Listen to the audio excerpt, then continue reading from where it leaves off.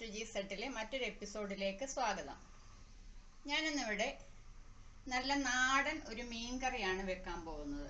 അതിന് വേണ്ടിയിട്ട് ഞാനൊരു 2 അയിലയാണ് എടുത്ത് വെച്ചിരിക്കുന്നത്. അത് ഞാൻ വെട്ടി വൃത്തിയാക്കിയിട്ട് ഒന്ന് കട്ട് ചെയ്ത് വെച്ചിട്ടുണ്ട്. അപ്പം അതിന് വേണ്ടിയിട്ട് ഞാൻ ഒരു അരമുറി തേങ്ങയും അതിന് വേണ്ടുന്ന സാധനങ്ങളുമാണ് ഇവിടെ എടുത്ത് വെച്ചിരിക്കുന്നത്. 1 ടീസ്പൂൺ മുളക് പൊടി, 1 ടീസ്പൂൺ മല്ലിപ്പൊടി, ഒരു 1/4 ടീസ്പൂൺ മഞ്ഞൾപ്പൊടി, ഒരു 10-20 കുരുമുളകോളം വരും. അത്രയും സാധനങ്ങൾ ചേർത്തിട്ട് അത് നമുക്ക് മിക്സിയിലിട്ട് നന്നായിട്ടൊന്ന് അരച്ചെടുക്കണം. ഇനി അതുകൂടാതെ ഞാനിവിടെ പുളി, നമ്മുടെ മീൻ പുളി ഉപയോഗിച്ചിട്ടല്ല ഞാനിവിടെ ഈ ഒരു പച്ചക്കറി തയ്യാറാക്കുന്നത്. നമ്മുടെ ഈ ഇരുമ്പൻ പുളി ഉണ്ടല്ലോ, ഇത് ഉപയോഗിച്ചിട്ടാണ് ഞാനിന്നിവിടെ ഈ മീൻ പച്ചക്കറി വെക്കുന്നത്. അതിന് വേണ്ടിയിട്ട് ഞാൻ അത് കൂടാതെ ഒരു തക്കാളി കട്ട് ചെയ്തത്, ഒരു 4 പച്ചമുളക്, കറിവേപ്പില, ഒരു ചെറിയ പീസ് ഇഞ്ചി, പിന്നെ കുറച്ച് 1 ടീസ്പൂണോളം വരുന്ന സവാള ചെറുതായിട്ട് അരിഞ്ഞത്.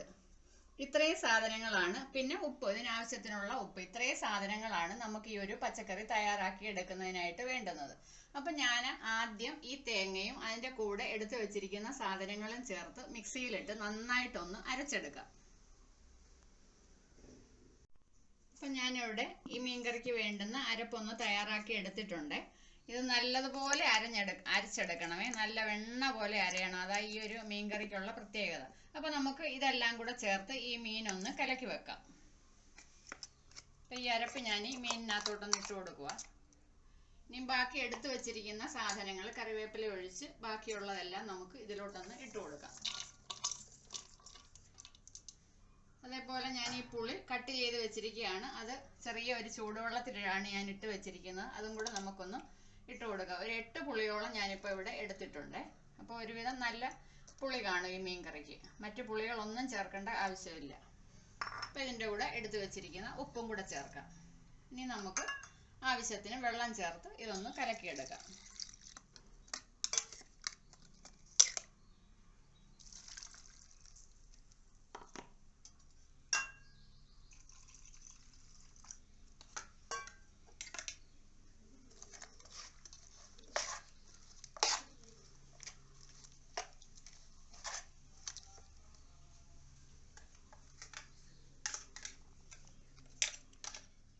നമ്മുടെ കറി നമ്മൾ അരപ്പൊക്കെ ചേർത്ത് നന്നായിട്ടൊന്ന് മിക്സ് ചെയ്തെടുത്തിട്ടുണ്ട്. ഇതിനി നമുക്ക് ഗ്യാസ് കത്തിച്ച് അതിലോട്ടൊന്ന് വെച്ച് കൊടുക്കാം.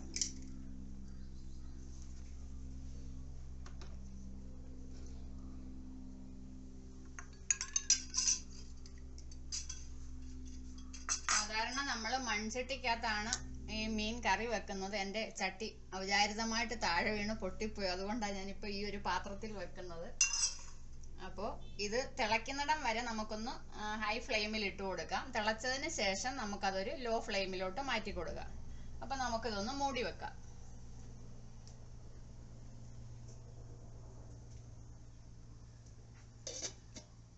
നമുക്കൊന്ന് നോക്കാം. അതിപ്പോൾ ഇവിടെ തിളച്ച് വന്നിട്ടുണ്ട്. മീൻ തിളച്ച് കഴിഞ്ഞാൽ പിന്നെ അതിട്ട് ഇളക്കരുത്. ചെറുതായിട്ട് ഇങ്ങനെ ഒന്ന് മിക്സ് ചെയ്തതിന് ശേഷം നമുക്ക് ഇതൊന്നി ഒന്ന് ലോ ഫ്ലെയിമിൽ, ഒരു മീഡിയം ഫ്ലെയിമിലോട്ട് മാറ്റി കൊടുക്കുക. ഇനിയിപ്പോൾ ഇതിപ്പോൾ ഹൈ ഫ്ലെയിമിലാണ് ഞാൻ ഇട്ടിരുന്നത്. ഇനി കുറച്ച് സമയം നമുക്കൊരു മീഡിയം ഫ്ലെയിമിലൊന്ന് ഇട്ട് കൊടുക്കാം. എന്നിട്ട് ഒരു 5 മിനിറ്റ് സമയം കൂടെ നമുക്കൊന്ന് മൂടി വെക്കാം.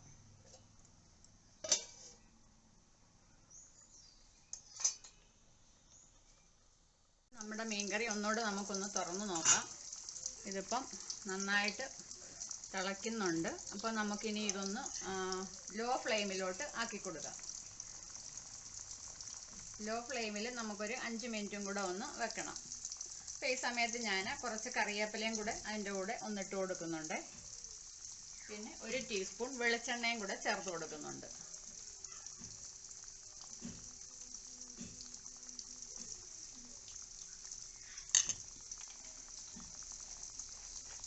തേങ്ങ അരച്ച കറി ആയതുകൊണ്ട് വെളിച്ചെണ്ണ ചേർത്തില്ലെങ്കിലും കുഴപ്പമൊന്നുമില്ല. വെളിച്ചെണ്ണ ചേർത്ത് കൊടുത്താൽ ഒന്നും കൂടെ ഒരു ടേസ്റ്റ് കിട്ടും. അപ്പോൾ ഇത് വീണ്ടും ഒരു 5 മിനിറ്റും കൂടെ നമുക്ക് ഒന്ന് കുറച്ച് ഇതേപോലെ ചേർത്ത് അടച്ച് വെക്കരുത്. ഇതേപോലെ ഒന്ന് അടച്ച് വെച്ചിട്ട് ഒരു 5 മിനിറ്റും കൂടെ നമുക്കൊന്ന് വെയിറ്റ് ചെയ്യാം.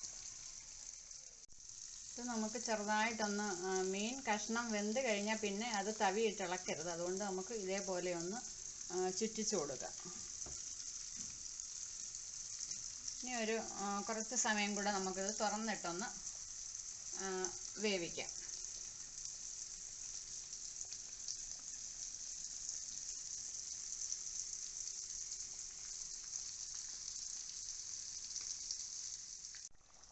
അപ്പോൾ നമ്മുടെ വളരെ ടേസ്റ്റി ആയിട്ടുള്ള ഒരു അയില പച്ചക്കറി ഇവിടെ റെഡി ആയിട്ടുണ്ട്. ഞാനിനി ഇതിൻ്റെ ഫ്ലെയിം ഓഫ് ചെയ്തിട്ട് ഇതൊന്ന് ഇറക്കി വെക്കുകയാണ്. ഇതിൻ്റെ ഗ്രേവിയൊക്കെ ഒന്ന് കുറുകി വന്നിട്ടുണ്ട്. ഗ്രേവിയൊക്കെ എല്ലാവരുടെയും ആവശ്യാനുസരണം കുറച്ച് കുറവോ അതല്ലെങ്കിൽ കുറച്ചുകൂടെ നീട്ടണമെങ്കിൽ നീട്ടുമോ, അങ്ങനെയാണെന്ന് വെച്ചാൽ അവരൊരു ഇഷ്ടം പോലെ ചെയ്യാം. അപ്പോൾ ഈ ഒരു പുളിയിട്ട് വെക്കുന്ന കറി വളരെ ടേസ്റ്റി ആയിട്ടുള്ള ഒരു കറിയാണ്. നിങ്ങൾക്ക് എല്ലാവർക്കും ഇഷ്ടപ്പെട്ടിട്ടുണ്ടെങ്കിൽ നിങ്ങളൊന്ന് ചെയ്ത് നോക്കുക. അതിനുശേഷം ലൈക്ക് ചെയ്യുക, ഷെയർ ചെയ്യുക, കമൻറ്റ് ചെയ്യുക. എൻ്റെ ചാനൽ ഇതുവരെ സബ്സ്ക്രൈബ് ചെയ്യാത്തവരുണ്ടെങ്കിൽ ഒന്ന് സബ്സ്ക്രൈബ് ചെയ്യുക. ഇനി ഒരു നല്ല വീഡിയോയുമായി ഞാൻ ഉടൻ തന്നെ വരുന്നതായിരിക്കും. അതുവരേക്കും എല്ലാവർക്കും ബൈ.